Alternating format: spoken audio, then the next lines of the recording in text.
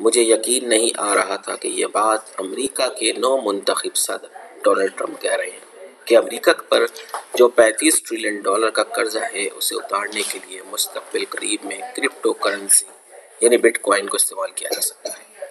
یہ بات انتہائی حیران کن تھی کیونکہ اپنے سابق دور اقتدار میں ڈونلڈ ٹرمپ بٹ کوائن کی مخالفت کرتے رہے ہیں، تاہم اب انہیں بھی کرپٹو کرنسی یعنی بٹ کوائن کی افادیت کا احساس ہو چکا ہے کہ یہ طاقتور کرنسی بنتی جا رہی ہے جسے امریکہ اپنے $35 ٹریلین کے قرض اتارنے کے لیے استعمال کر سکتا ہے۔ صرف اتنا ہی نہیں بلکہ ڈونلڈ ٹرمپ کے قریبی ساتھی اور دنیا کے امیر ترین افراد میں سے ایک ایلن مسک جو ایکس اور ٹیسلا کے مالک بھی ہیں، وہ بھی بٹ کوائن پر اظہار اعتماد کر چکے ہیں اور اس میں بھاری سرمایہ کاری بھی کر رہے ہیں۔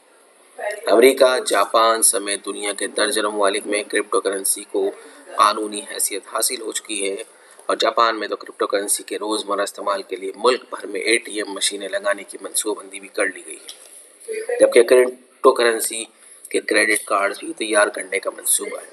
لیکن افسوس سے کہنا پڑتا ہے کہ پاکستان میں آج بھی کرپٹو کرنسی پر پابندی عائد ہے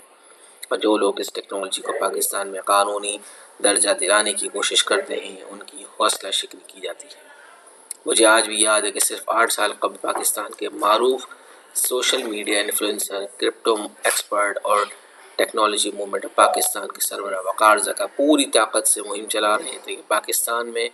کرپٹو ٹیکنالوجی کو قانونی حیثیت دے دی جائے تو وہ حکومت پاکستان کی سرپرستی میں پاکستان کے تمام قرضے بآسانی اتارنے میں مدد کر سکتے ہیں۔ 8 سال قبل ایک بٹ کوائن صرف $258 کا تھا، لیکن ہم نے وقت گوا دیا۔ آج ایک بٹ کوائن $1,00,000 کا ہو چکا ہے اور پوری دنیا اس میں سرمایہ کاری کر رہی ہے۔ اگر اس وقت جب وقار زکا حکومت سے فریاد کر رہے تھے کہ حکومت سرکاری سطح پر $25 ملین کے 4 لاکھ بٹ کوائن خرید لے، تو $25 ملین کے 6 لاکھ بٹ کوائن آج $40 ارب صورت میں پاکستان کے پاس ہوتے اور پاکستان ایک الگ معاشی طاقت ہوتا۔ ماضی میں اس مقصد کے لیے وقار زکا نے عمران خان کے دور حکومت میں سندھ ہائی کورٹ میں پٹیشن بھی دائر کی، جس نے وفاقی حکومت اور اسٹیٹ بینک کے اعلیٰ ترین حکام کو بھی طلب کیا، جہاں اسٹیٹ بینک نے پاکستان میں کرپٹو کرنسی کو قانونی حیثیت دینے کی حق میں بات بھی کی، لیکن اس وقت کی وفاقی حکومت کی مخالفت کے سبب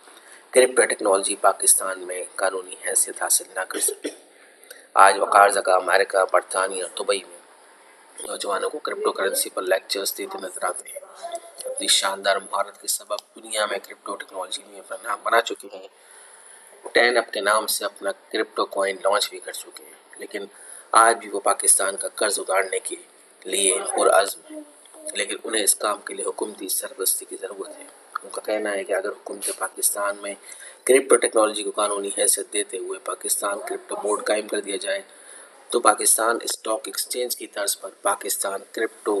ایکسچینج قائم کیا جا سکتا ہے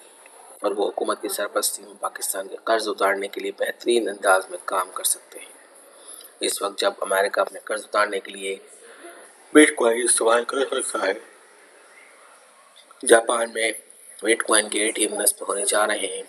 بھوٹان جیسا ملک 20,000 بٹ کوائن کا مالک ہے جن کی مالیت $2 ارب کے لگ بھگ ہے، بھارت میں کرپٹو کا کام ہو رہا ہے، دبئی میں تو یہ لیگل ہے، تو پاکستان کیوں اس ٹیکنالوجی پر پابندی عائد کیے ہوئے؟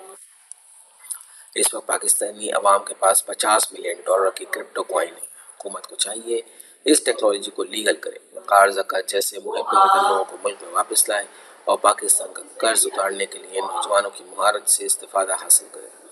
کیونکہ اب ٹیکنالوجی کی دنیا ہے۔ نوجوانوں کو موقع دیں، یہی ملک کی باغ دوڑ سنبھالیں گے اور ملک کو مسائل سے نکالنے میں یہی نوجوان کردار ادا کریں گے۔